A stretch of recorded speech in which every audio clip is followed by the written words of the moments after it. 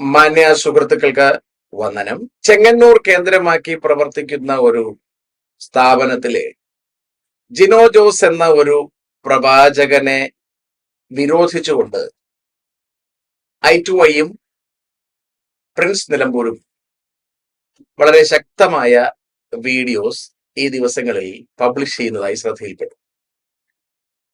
അതിൽ രണ്ടുപേരും ഒരുപോലെ അയാൾ നടത്തിയ പ്രവചനങ്ങളിലെ വീഴ്ചകളെ നിരത്തി കാണിച്ചുകൊണ്ട് വീഡിയോസ് ഇടുകയായിരുന്നു. അതിനോട് പ്രതിരോധിച്ചുകൊണ്ടും ഇരുകൂട്ടരെയും വളരെ ഭംഗിയായി ചീത്ത പറഞ്ഞുകൊണ്ട് പ്രവാചകനും മുന്നേറുന്ന ഒരു സമയമാണിത്. അപ്പോൾ അനേകർ എനിക്ക് വീഡിയോ ഇട്ട് തന്നിട്ട് ഇതെന്താണെന്ന് ഇങ്ങനെ ചോദിക്കുന്നുണ്ട്. ഞാൻ ഇതിനെക്കുറിച്ചൊന്നും സംസാരിക്കാതെ പോകാൻ ആഗ്രഹിച്ച ഒരാളാണ്. കാരണം ഇമാതിരിയുള്ള പ്രവചനങ്ങൾ ഇന്ന് കേരളത്തിന് അനിവാര്യമാണ്. അമാതിരി ഒരു സമയത്താണ് നമ്മൾ എത്തി നിൽക്കുന്നത്. അന്ത്യകാലം എന്ന് വേണമെങ്കിൽ നമുക്ക് ഈ കാലത്തെ വചനാടിസ്ഥാനത്തിൽ സംസാരിക്കുകയും ചെയ്യാം. ഫോറൻസിക് പ്രവാചകൻ എന്നറിയപ്പെട്ടിരുന്ന ടിജോയുടെ ഒരു അസാന്നിധ്യത്തിലാണ് ഈ ജിനുവിന്റെ രംഗപ്രവേശനം. ഇപ്പൊ ഫോറൻസിക് വിദഗ്ധനെ ഇപ്പൊ കാണാനില്ല, ആള് ജീവിച്ചിരിപ്പുണ്ടെന്ന് അറിയാൻ പാടില്ല. ഏതായാലും വിശുദ്ധ വേദപുസ്തകത്തിൽ 5 തരം ശുശ്രൂഷകരെ കുറിച്ചാണ് പരാമർശിക്കുന്നത്.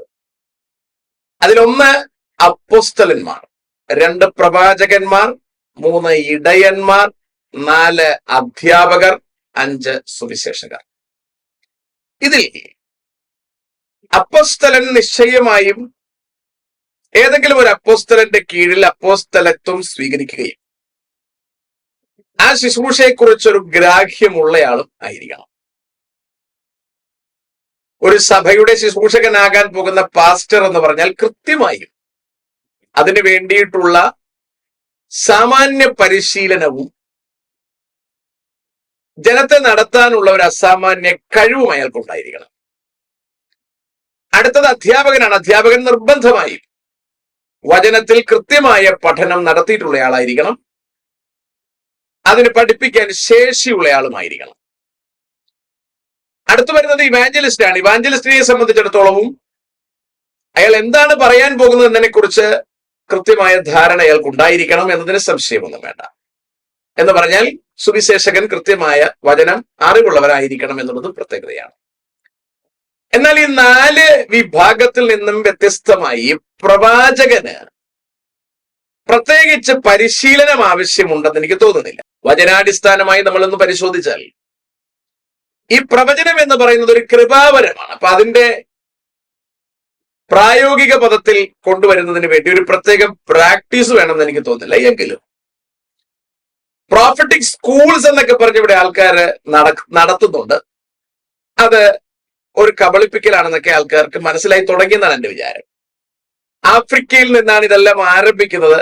ഇതെല്ലാം ഇങ്ങനെ നമ്മുടെ ഭാരതത്തിൽ ബാംഗ്ലൂരിൽ എത്തുകയും അവിടെ നിന്നാണ് ഇതിന്റെ ചെറുകിട വ്യവസായം എല്ലാ സ്ഥലങ്ങളിലേക്കും എത്താറുള്ളത്.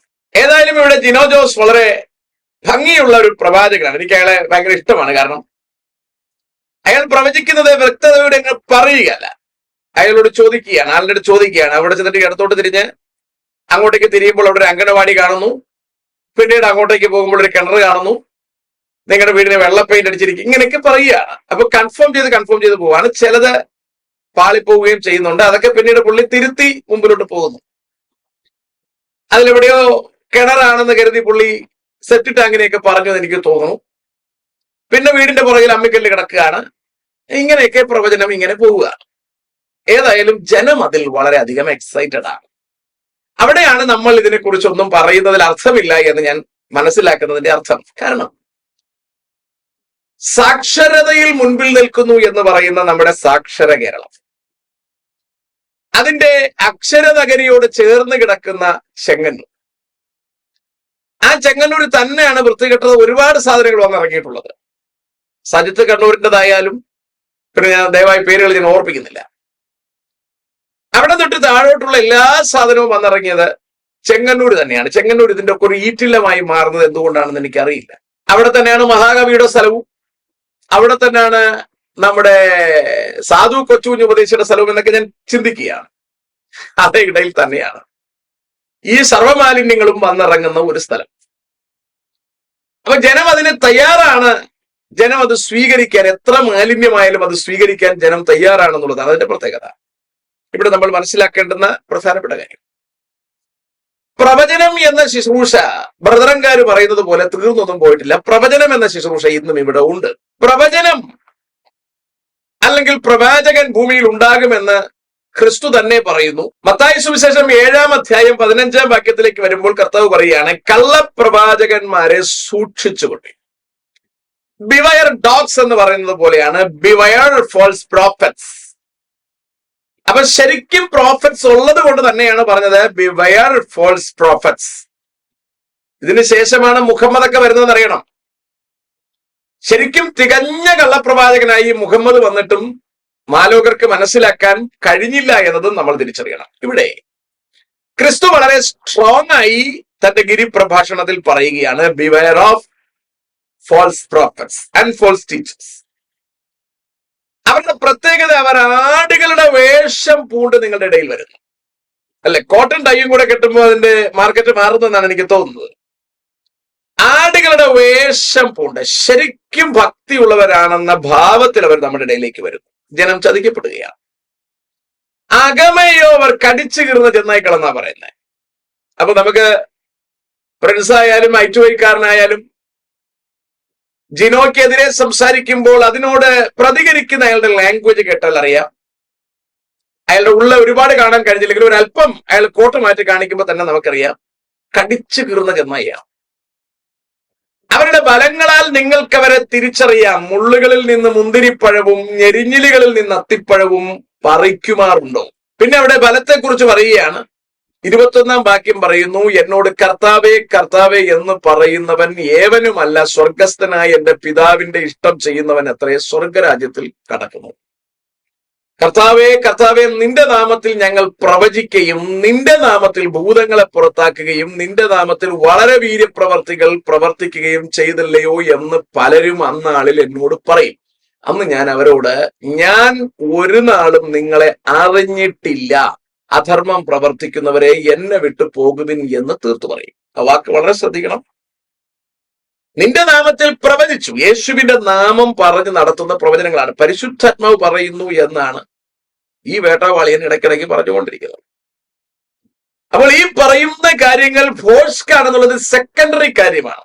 ഇപ്പൊ പ്രിൻസ് ഒക്കെ ചെയ്തുകൊണ്ടിരിക്കുന്നത് ഈ കാര്യങ്ങൾ ഓരോ സ്ഥലത്ത് ചെന്ന് അത് അന്വേഷിച്ചത് തെറ്റാണെന്ന് തെളിയിച്ചുകൊണ്ടിരിക്കുകയാണ്. ഇതിന്റെ ഒന്നും ആവശ്യം ഇതിനകത്തില്ല. പ്രഥമ ദൃഷ്ടിയാൽ തന്നെ ഇത് പ്രഥമ ദൃഷ്ടിയാൽ തന്നെ ഇത് കള്ളപ്രവചനമാണെന്ന് മനസ്സിലാക്കത്തക്കതേ ഉള്ളൂ. അതിന് ബൈബിൾ ഒരു 2 വട്ടമെങ്കിലും വായിച്ചിരിക്കണം എന്നുള്ളതാണ് എന്റെ പ്രത്യേകത. ഇതിനൊന്നിനും സമയമില്ലാതെ നടക്കുന്നത് കൊണ്ട് അർത്ഥമില്ല. അങ്ങനെ നടക്കുന്ന ജനം ഇതിന്റെ പുറകെ പോകണമെന്നാണ് എന്റെ അഭിപ്രായം. ബൈബിൾ അങ്ങനെ പറയുന്നുണ്ട്. ഞാൻ ആ ഭാഗം കൂടി ഒന്ന് സൂചിപ്പിക്കാമെന്ന് കരുതുകയാണ്. അപ്പോൾ ഇത് ശരിക്കും ശ്രദ്ധിച്ചാൽ മനസ്സിലാവും. പലരും കർത്താവിന്റെ നാമം പറഞ്ഞ് ഈ പണികൾ ചെയ്യും. അന്ത്യകാലത്ത് കർത്താവിന്റെ അടുത്ത് ചെല്ലുമ്പോൾ കർത്താവ് പറയാം, ഞാൻ നിങ്ങളെ ഒരു നാളും അറിഞ്ഞിട്ടില്ല. അപ്പോൾ കർത്താവ് അറിയാതെ പ്രവാചകന്മാർക്ക് നിലനിൽക്കാൻ കഴിയുമോ എന്ന് ചോദിച്ചാൽ നിശ്ചയമായും നിലനിൽക്കാൻ കഴിയും. ഇനി യോഹന്നാൻ അപ്പോസ്തലൻ 1 യോഹന്നാൻ 4-ാം അധ്യായത്തിലേക്ക് വരുമ്പോൾ ഇങ്ങനെയാണ് പറയുന്നത്, പ്രിയമുള്ളവരെ, കള്ളപ്രവാചകന്മാർ പലരും ലോകത്തിലേക്ക് പുറപ്പെട്ടിരിക്കുകയാൽ ഏതാത്മാവിനെയും വിശ്വസിക്കാതെ ആത്മാക്കൾ ദൈവത്തിൽ നിന്നുള്ളവയോ എന്ന് ശോധന ചെയ്യുവിൻ. ദൈവാത്മാവിനെ ഇതിനാൽ അറിയാം, യേശു ക്രിസ്തു ജഡത്തിൽ വന്നു എന്ന് സ്വീകരിക്കുന്ന ആത്മാവൊക്കെയും ദൈവത്തിൽ നിന്നുള്ളത്. യേശുവിനെ സ്വീകരിക്കാത്ത യാതൊരു ആത്മാവും ദൈവത്തിൽ നിന്നുള്ളതല്ല. അത് എതിർ ക്രിസ്തുവിന്റെ ആത്മാവ് തന്നെ. അത് വരും എന്ന് നിങ്ങൾ കേട്ടിട്ടുണ്ടല്ലോ, അതിപ്പോൾ തന്നെ ലോകത്തിലുണ്ട്. കുഞ്ഞുങ്ങളെ, നിങ്ങൾ ദൈവത്തിൽ നിന്നുള്ളവരാകുന്നു, അവരെ ജയിച്ചുമിരിക്കുന്നു. നിങ്ങളിൽ ഉള്ളവൻ ലോകത്തിലുള്ളവനേക്കാൾ വലിയവനല്ലോ. അവർ ലൗകികന്മാരാകയാൽ ലൗകികമായത് സംസാരിക്കുന്നു, ലോകം അവരുടെ വാക്ക് കേൾക്കുന്നു. ഇത് വളരെ കൃത്യമായി നിങ്ങൾ ഗ്രഹിക്കണം. അവർ ലൗകികന്മാരാകയാൽ ലൗകികമായത് സംസാരിക്കുന്നു. ഈ വിദ്വാന്റെ പ്രവചനം നിങ്ങൾ കേട്ടിട്ട് എന്തെങ്കിലും ആത്മീകമായതോ ആത്മീക വർധനവിന് ഉതകുന്നതോ അയാൾ പറഞ്ഞ് നിങ്ങൾ കേട്ടിട്ടുണ്ടോ? ഇല്ല. അപ്പോൾ അവിടെ പറയുകയാണ്, അവർ ലൗകികന്മാരാകയാൽ ലൗകികമായത് സംസാരിക്കുന്നു, ലോകം അവരുടെ വാക്ക് കേൾക്കുന്നു. ഇവരുടെ പുറകെ നടക്കുന്നത് ലൗകികരാണ്. കുറെ ആൾക്കാർ നടക്കുകയാണ്. ഇതൊന്നും കണ്ട് ഇതിന്റെ പുറകെ ഇതിന്റെ പുറകെ നമ്മൾ ഇതിനെ തെറ്റാണെന്ന് തെളിയിക്കാനെന്ന് നടക്കുന്നതുകൊണ്ട് അർത്ഥമില്ലെന്നാണ് എന്റെ അഭിപ്രായം. കാരണം ഈ കുറെ തലതിരിഞ്ഞ ആൾക്കാരുണ്ട്, അല്ലെങ്കിൽ ലൗകികരുണ്ട്, അവർ പ്രാകൃതന്മാരാണ്. അവരിതിന്റെ പുറകെ നടക്കട്ടെ. ഈ നടക്കുന്നതിൽ മിക്കവാറും ആൾക്കാരെ കണ്ടു. പൗലോസ് എടുത്തു പറയുകയാണ്, എപ്പോഴും പഠിച്ചിട്ടും തലേ കയറാത്ത പെണ്ണുങ്ങളെ, ആ വാക്കാണ് ഉപയോഗിക്കുന്നത്, പെണ്ണുങ്ങളെ ഇവർ സ്വാധീനമാക്കുന്നു. ഇവർ ചെയ്യുന്ന പരിപാടി ദൈവഭക്തി ഇല്ലാതെ, ദൈവപ്രിയമില്ലാതെ ഭോഗപ്രിയരായി ഭക്തിയുടെ വേഷം ധരിച്ചവർ ദൈവത്തിന്റെ ശക്തിയെ ത്യജിക്കുന്നു എന്നാ പറയുന്നത്. ഇയാളുടെ വർത്തമാനം ഇയാളുടെ ഇടയ്ക്ക് എവിടെയോ പറഞ്ഞത് കേട്ടു, അയാൾ ലോട്ടറി ടിക്കറ്റ് എടുത്തു 30,000 രൂപ അടിച്ചു എന്ന്. അതിന് കൃത്യമായിട്ട് പറയുക, ദ്രവ്യാഗ്രഹം സകലവിധ ദോഷത്തിനും മൂലമല്ലോ, അത് ചിലർ കാംക്ഷിച്ചിട്ട് വിശ്വാസം വിട്ടുഴന്ന് ബഹുദുഃഖങ്ങൾക്ക് അധീനരായിത്തീരുന്നു. അപ്പൊ ചെന്ന് ലോട്ടറി ടിക്കറ്റ് എടുക്കുന്ന തലത്തിലേക്ക് അതപ്പതിച്ചിരിക്കുന്ന ഒരു വിടുവായകാരൻ അവൻ നടത്തുന്ന ഇമാതിരി പ്രകടനങ്ങളെ ദൈവികമായോ ആത്മികമായോ വിലയിരുത്തേണ്ടുന്ന യാതൊരു കാര്യവുമില്ല എന്ന് നമ്മൾ തിരിച്ചറിയണം. അവൻ സെറ്റിട്ടാങ്കും പിന്നെ ആൾക്കാരുടെ വീടിന്റെ വരാതെ കൂടി കറങ്ങി നടക്കുന്ന ഒരു പൈശാചിക ആസക്തി നിറഞ്ഞൊരു മനുഷ്യനാണ്. അയാളെ കൊണ്ട് ഈ ഒന്നും ചെയ്യാൻ കഴിയില്ല എന്നുള്ള വസ്തുത നമ്മൾ തിരിച്ചറിയണം. ഇയാൾ എന്തുകൊണ്ടാണ് കേരളത്തിന് അനിവാര്യം എന്ന് ഞാൻ ടൈറ്റിൽ ചെയ്തത് എന്ന് മനസ്സിലാക്കണമെങ്കിൽ ഒരു അല്പം കൂടി നിങ്ങൾ എന്നെ ദയവായി കേൾക്കണം. ഈ വാക്യം പറഞ്ഞ ഉടനെ യോഹന്നാൻ പറഞ്ഞ് കേൾക്കൂ, ഞങ്ങൾ ദൈവത്തിൽ നിന്നുള്ളവരാകുന്നു. യോഹന്നാൻ പറയാ, ഞങ്ങൾ ദൈവത്തിൽ നിന്നുള്ളവരാകുന്നു. ദൈവത്തെ അറിയുന്നവൻ ഞങ്ങളുടെ വാക്ക് കേൾക്കുന്നു, ദൈവത്തിൽ നിന്നല്ലാത്തവൻ ഞങ്ങളുടെ വാക്ക് കേൾക്കുന്നില്ല. സത്യത്തിന്റെ ആത്മാവേത് എന്നും വഞ്ചനയുടെ ആത്മാവേത് എന്നും നമുക്കിതിനാൽ അറിയാം. വളരെ കൃത്യമായിട്ട് അറിയാം. 2 ആത്മാവിനെയാണ് ഇവിടെ പറയുന്നത്. ഒന്ന് സ്പിരിറ്റ് ഓഫ് ട്രൂത്ത്, മറ്റൊന്ന് സ്പിരിറ്റ് ഓഫ് ഇയറർ. ഈ ജനത്തെ മുഴുവൻ മാസ്മരികതയിലാക്കി ഇവൻ നരകത്തിലേക്ക് കൊണ്ടുപോവുകയാണ്. അതിന് മൈക്ക് പിടിച്ചു കൊടുക്കാനും ഇവന്റെ അതേ സൈസിലുള്ള കുറെ എണ്ണം നടപ്പുണ്ട്. ഇവന്മാർക്കൊക്കെ വല്ല നക്കാപ്പിച്ച കിട്ടും. അപ്പൊ ഇവരെ കൺഫേം ചെയ്ത്, ഞാൻ പറഞ്ഞത് ശരിയല്ലേ? ശരിയാണ്. ആ സ്പിരിറ്റ് ഓഫ് ഇയറിന്റെ പ്രത്യേകത അതാണ്. Spirit of year leads the people to hell. അതാണ് എന്റെ പ്രത്യേകത. അത് പറയുന്നത് വളരെ കൃത്യമായിരിക്കും. ആ കൃത്യതയാണ് അതിന്റെ പ്രത്യേകത. നമുക്കറിയാം, നമ്മുടെ പൗലോസും ശീലാസും ഇങ്ങനെ നടന്നു വരുമ്പോൾ വെളിച്ചപ്പാടത്തിയായ ഒരു പെൺകുട്ടിയെ കാണുകയാണ്. അവൾ പൗലോസിനെ കാണുമ്പോൾ പറയും, ഇവർ അത്യുന്നതനായ ദൈവത്തിന്റെ ദാസന്മാരെന്ന് പറയുകയാണ്. പൗലോസും മുഷിഞ്ഞു. എന്താ മുഷിയുന്നത്? ദൈവദാസനാണെന്ന് പറഞ്ഞതിൽ മുഷിയേണ്ട കാര്യം എന്താ? അത് പൗലോസിന് അറിയാം, ഇത് പിശാചാ പറയുന്നത്. അവളിലെ ദുരാത്മാവിനെ ശാസിച്ചു. അപ്പോൾ അവളെ കൊണ്ട് യജമാനന്മാർക്ക് ലാഭമുണ്ടാക്കി വന്നിരുന്നു. അത് നഷ്ടപ്പെട്ടപ്പോൾ പൗലോസിനെയും ശീലാസിനെയും കാരാഗൃഹത്തിൽ ഇടുകയാണ്. അപ്പോൾ യജമാനന്മാർക്ക് ലാഭമുണ്ടാകത്തക്ക വിധം കൃത്യം സത്യങ്ങൾ തന്നെ വിളിച്ചു പറഞ്ഞുകൊണ്ടിരുന്ന ഒരു പെൺകുട്ടിയാണത്. വെളിച്ചപ്പാടത്തി എന്ന് നമ്മൾ പറയുന്ന സാധനം. ഇവനൊന്നും വെളിച്ചപ്പാടനുമല്ല. വെളിച്ചപ്പാടനാണെങ്കിൽ വളരെ കൃത്യമായി കാര്യങ്ങൾ പറയും. നിങ്ങളുടെ വീട് ഇങ്ങനെ കയറി, അവിടെ ഇങ്ങനെ തിരിഞ്ഞ് ഇത്ര സ്റ്റെപ്പ് ഉണ്ട്, അത് കടന്നു ചെല്ലുമ്പോൾ ഇതാണ് നിങ്ങളുടെ വീട്, അവിടെ ഇങ്ങനെ ആൾക്കാരുടെ കാര്യങ്ങൾ പറഞ്ഞതൊക്കെ വ്യക്തമായിരിക്കും. ഇവൻ പറയുന്നത് ഒക്കുന്ന പോലുമില്ല. അപ്പൊ ഇത് വെളിച്ചപ്പാടനാണോ എന്ന് ചോദിച്ചാൽ അതുപോലും ആയിട്ടില്ലവൻ. ഇവൻ ഏതാണ്ട് മാനസിക വിഭ്രാന്തി ബാധിച്ച ഒരു ചെക്കനായിട്ടാണ് എനിക്ക് തോന്നുന്നത്. വളരെ കൃത്യമായി നമ്മൾ ഗ്രഹിക്കേണ്ടുന്ന കാര്യം, വചനത്തിന്റെ ഏതെങ്കിലും ഒരു ഭാഗമെങ്കിലും അറിയാമെന്നുള്ള ഒരാൾക്ക് ഇതിന്റെ പുറകെ പോകേണ്ടി വരത്തില്ല എന്നുള്ളതാണ് എന്റെ പ്രത്യേകത. ഞാൻ നേരത്തെ പറഞ്ഞു, യാതൊരു ബോധമില്ലാത്ത കുറെ പെണ്ണുങ്ങളുണ്ട്, പെണ്ണുങ്ങളുടെ സൈസ് തന്നെയുള്ള കുറെ ആണുങ്ങളും ഉണ്ട്. ഇവരൊക്കെ ഇതിന്റെ പുറകെ നടക്കുക. അവർ നടക്കട്ടെ, നമുക്ക് അതിന്റെ ഒന്നും പുറകെ പോകേണ്ടെന്ന് ആവശ്യമില്ല. എന്നെ കേൾക്കുന്ന ആൾക്കാർ ഈ കാര്യത്തെക്കുറിച്ച് ഒരു ഗ്രാഹ്യം ഉണ്ടാകണമെന്നുള്ളവർക്കാണ് ഞാൻ ഈ വചനത്തിന്റെ ഒരു അല്പ കാര്യങ്ങൾ പറഞ്ഞു തരാൻ വേണ്ടി താല്പര്യപ്പെടുന്നത്. അപ്പോൾ ഇത് കൃത്യമായിട്ട് അറിയുക, ഇതൊരു സ്പിരിറ്റ് ഓഫ് ഇയറാണ്, വഞ്ചനയുടെ ആത്മാവാണ്. പത്രോസ് വളരെ ക്ലിയർ ആയിട്ട് പത്രോസിന്റെ 2-ാം ലേഖനം 2-ാം അധ്യായത്തിൽ പറയുന്നു, എന്നാൽ കള്ളപ്രവാചകന്മാരും ജനത്തിന്റെ ഇടയിൽ ഉണ്ടായിരുന്നു. അങ്ങനെ നിങ്ങളുടെ ഇടയിലും ദുരുപദേഷ്ടാക്കന്മാരുണ്ടാകും. അവർ നാശകരമായ മതഭേദങ്ങളെ നുഴയിച്ച് തങ്ങളെ വിലയ്ക്ക് വാങ്ങിയ നാഥനെ തള്ളിപ്പറഞ്ഞ് തങ്ങൾക്ക് തന്നെ ശീഘ്രനാശം വരുത്തും. അവരുടെ ദുഷ്കാമ പ്രവർത്തികളെ പലരും അനുകരിക്കും. അവർ നിമിത്തം സത്യമാർഗം ദുഷിക്കപ്പെടും. അവർ ദ്രവ്യാഗ്രഹത്തിൽ കൗശലവാക്ക് പറഞ്ഞ് നിങ്ങളെ കച്ചവടമാക്കും. കണ്ടോ, അവൻ പോയി ലോട്ടറി ടിക്കറ്റ് എടുത്തിരിക്കുകയാണ്. അപ്പൊ ഇതാണ് അവന്റെ നിലവാരം എന്ന് നിങ്ങൾ തിരിച്ചറിയണം. പൗലോസ് ഇതിനെക്കുറിച്ച് ഭംഗിയായി സംസാരിക്കുന്നു. അത് തെസ്സലോനിക്കർക്ക് എഴുതിയ 2-ാം ലേഖനം 2-ാം അധ്യായത്തിലാണ്. പ്രാരംഭ ഭാഗങ്ങൾ അധർമ്മമൂർത്തിയെ കുറിച്ച് സംസാരിച്ചിട്ട് 9-ാം വാക്യത്തിൽ എത്തുമ്പോൾ പറയുകയാണ്, അധർമ്മമൂർത്തിയുടെ പ്രത്യക്ഷത നശിച്ചു പോകുന്നവർക്ക് സാത്താന്റെ വ്യാപാര ശക്തിക്കൊത്തവണ്ണം വ്യാജമായ, വാക്കുണ്ടോ, വ്യാജമായ സകല ശക്തിയോടും, ശകലം ശക്തിയല്ല, സകല ശക്തിയോടും, അടയാളങ്ങളോടും, വാക്കുണ്ടോ, അടയാളങ്ങളോടും, അത്ഭുതങ്ങളോടും, അനീതിയുടെ സകല വഞ്ചനയോടും കൂടിയായിരിക്കും. കണ്ടോ, വളരെ കൃത്യമായി അതിന്റെ ടാർഗറ്റ് നിങ്ങൾ ശ്രദ്ധിക്കുക. മനുഷ്യരെ വഞ്ചിക്കുക എന്നുള്ളതാണ് അതിന്റെ ഉദ്ദേശം എന്ന് പറയുന്നത്. ആ പദപ്രയോഗങ്ങൾ നിങ്ങൾ ശ്രദ്ധിക്കുക. സാത്താന്റെ വ്യാപാര ശക്തിക്കൊത്തവണ്ണം വ്യാജമായ സകല ശക്തിയോടും, അടയാളങ്ങളോടും, അത്ഭുതങ്ങളോടും, അനീതിയുടെ സകല വഞ്ചനയോടും കൂടിയായിരിക്കും. കണ്ടോ, അപ്പൊ വളരെ മനോഹരമായി ആ പദങ്ങൾ പൗലോസ് അളന്നു തൂക്കി ഉപയോഗിച്ചിരിക്കുകയാണ്. ഇനി കേൾക്കൂ. അവർ രക്ഷിക്കപ്പെടുവാൻ തക്കവണ്ണം സത്യത്തെ സ്നേഹിച്ച് കൈക്കൊള്ളായികയാൽ തന്നെ അങ്ങനെ ഭവിക്കും. ആരാ? ഈ പുറകെ നടക്കുന്ന ലൗകികരായ ആൾക്കാർ. അവർക്ക് രക്ഷിക്കപ്പെടുവാനുള്ള മനസ്സില്ല. അത് നിങ്ങൾ ശരിക്കറിയണം. ഇവരോട് രക്ഷയുടെ വചനം പറഞ്ഞാൽ അവർക്ക് അതിന് താല്പര്യമില്ല. യേശുക്രിസ്തുവിനോടുള്ള നിത്യജീവനെ പറഞ്ഞാൽ ഇവർക്ക് താല്പര്യമില്ല. ഇവർക്കെല്ലാം ഇപ്പറയുന്ന കുറെ സൗഖ്യങ്ങളും വിടുതലുകളുമാണ് ആവശ്യം. കണ്ടോ, പാസ്പോർട്ട് കൊണ്ടു നടക്കുകയാണ്, ഇവൻ പാസ്പോർട്ട് അടിച്ചു കൊടുക്കുകയാണ്. അങ്ങനെ വാങ്ങിച്ചുകൊണ്ട് പോകുന്ന ഈ ജനം എത്ര മണ്ടന്മാരെന്നാലും ചോക്കെ അല്ലേ? ശരിക്കും വിവരക്കേടുകൾ, ശരിക്കും യുക്തിവിരുദ്ധമായത്, ശരിക്കും വചനവിരുദ്ധമായത്, അത് ശരിക്കും മാനിഫെസ്റ്റ് ചെയ്ത് കാണിച്ചിട്ടും മനസ്സിലാക്കാൻ പറ്റാത്ത കുരുടന്മാരായ ആൾക്കാർ. ഇങ്ങനെ കുറച്ച് ആൾക്കാരാണ് ഇവരുടെ പിൻബലം. അത് നടക്കട്ടെ, നമുക്ക് അങ്ങനെയുള്ള ആൾക്കാരെ മുഴുവൻ നമുക്ക് ഇല്ലാതാക്കാൻ പറ്റത്തില്ല. അവരതിന്റെ പുറകെ നടക്കും. ആ വാക്ക് ശ്രദ്ധിക്കൂ. അവർ രക്ഷിക്കപ്പെടുവാൻ തക്കവണ്ണം സത്യത്തെ സ്നേഹിച്ച് കൈക്കൊള്ളായികൾ. കണ്ടോ, സത്യത്തെ സ്നേഹിച്ച് കൈക്കൊള്ളായികയാൽ അവർക്ക് അങ്ങനെ ഭവിക്കും. അടുത്ത് പറയാം, സത്യത്തെ വിശ്വസിക്കാതെ അനീതിയിൽ രസിക്കുന്ന ഏവർക്കും ന്യായവിധി വരേണ്ടതിന് ദൈവം അവർക്ക് ഭോഷ്ക് വിശ്വസിക്കുമാറ് വ്യാജത്തിന്റെ വ്യാപാര ശക്തി അയക്കുന്നു. കണ്ടോ, ദൈവം അത് ചെയ്യുന്നത്, ദൈവം അത് അനുവദിച്ചു കൊടുക്കുകയാണ്. അപ്പൊ നമ്മൾ അതിനെ ശരിയാക്കാനൊന്നും പറഞ്ഞാൽ നടക്കത്തില്ല.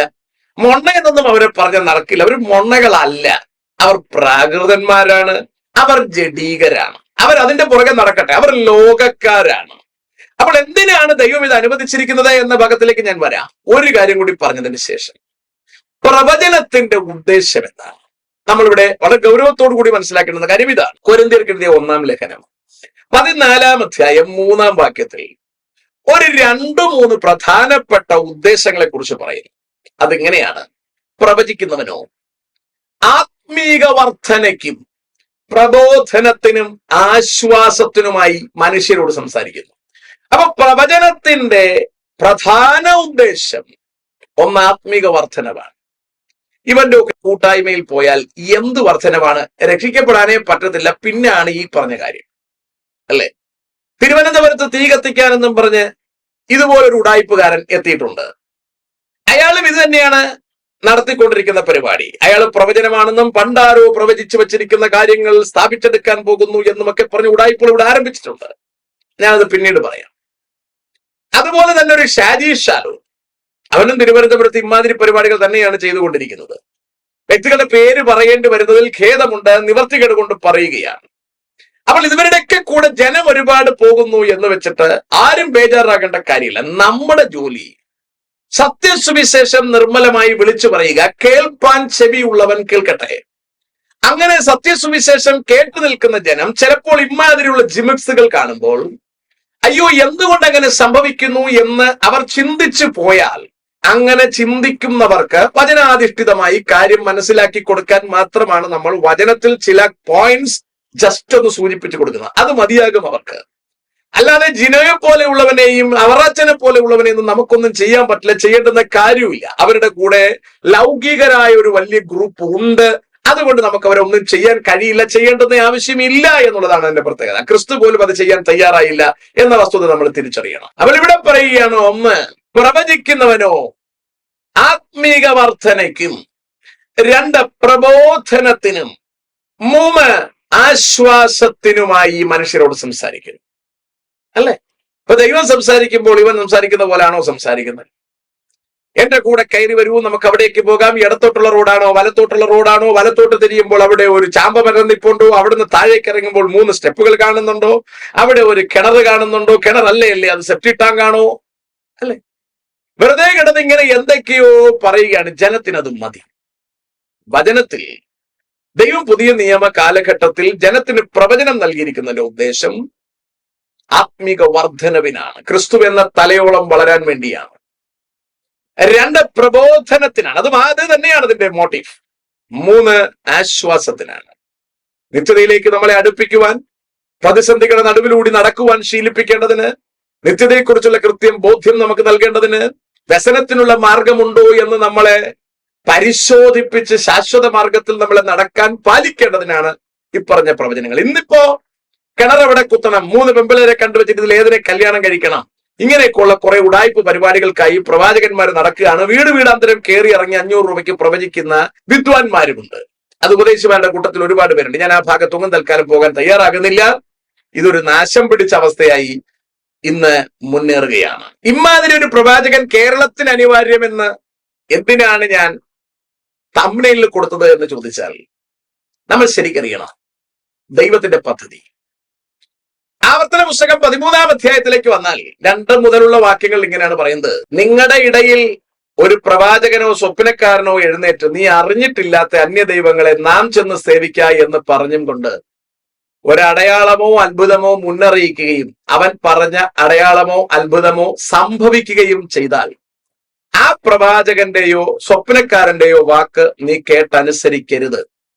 നിങ്ങളുടെ ദൈവമായ യഹോവയെ പൂർണ്ണ ഹൃദയത്തോടും പൂർണ്ണ മനസ്സോടും കൂടെ നിങ്ങൾ സ്നേഹിക്കുന്നുവോ എന്നറിയേണ്ടതിന് നിങ്ങളുടെ ദൈവമായ യഹോവ നിങ്ങളെ പരീക്ഷിക്കയാകുന്നു. നിങ്ങളുടെ ദൈവമായ യഹോവയെ നിങ്ങൾ അനുസരിച്ച് ഭയപ്പെടുകയും അവന്റെ കൽപ്പന പ്രമാണിച്ച് അവന്റെ വാക്ക് കേൾക്കുകയും അവനെ സേവിച്ച് അവനോട് ചേർന്നിരിക്കുകയും വേണം. വ്യക്തമായി പറയുകയാണ്. നിങ്ങൾ ദൈവത്തെ പൂർണ്ണ ഹൃദയത്തോടും പൂർണ്ണ മനസ്സോടും സ്നേഹിക്കുന്നുവോ എന്നറിയേണ്ടതിന് ദൈവം നിങ്ങളുടെ ഇടയിൽ ഇമാതിരി ഉള്ളവനെ പറഞ്ഞു വിട്ടതാണ്. മാന്യ സുഹൃത്തുക്കളെ, കുറെ ദിവസം ടിജോ വന്നു. സ്വയം പ്രഖ്യാപിത അപ്പോസ്തലന്മാർ ഇന്ന് കേരളം അടിച്ചു തകർക്കുകയാണ്. പിന്നെ ഒരുപാട് പരിപാടികൾ നമ്മൾ ഈ ദിവസങ്ങളിൽ കണ്ടുകൊണ്ടിരിക്കുകയാണ്. സോഷ്യൽ മീഡിയയുടെ വരവ് ഇവരുടെ ഒക്കെ പുറം മോടികളെ പൊളിച്ചു കാട്ടാൻ കഴിഞ്ഞു.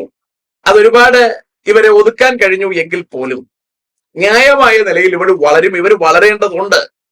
അതുകൊണ്ട് അവർ വളരുകയാണ്. വചനം പറയുന്ന കേൾക്കുക. നിങ്ങളുടെ ഉള്ളിൽ ഇത് പറയാം, നിങ്ങൾ കർത്താവിനെ സ്നേഹിക്കുന്നുണ്ടോ എന്നറിയാൻ. മാന്യ സുഹൃത്തുക്കളെ, നമ്മൾ കർത്താവിനെ സ്നേഹിക്കുന്നുണ്ടോ എന്നറിയാൻ നമ്മുടെ പ്രതിസന്ധികളിലൂടെ കടത്തിവിടുന്നു.